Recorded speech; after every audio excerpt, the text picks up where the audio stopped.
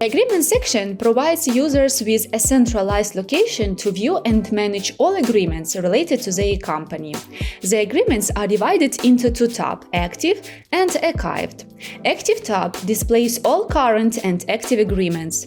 Archived tab contains agreements that are no longer active and can be archived.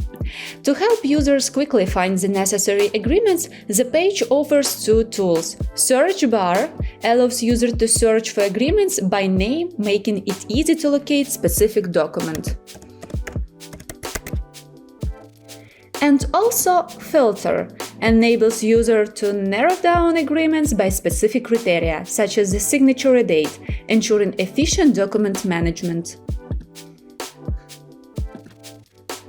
User can click on any agreement in the list to view detailed information, such as the type of agreement, signature and deployment dates, associated additional documents if applicable.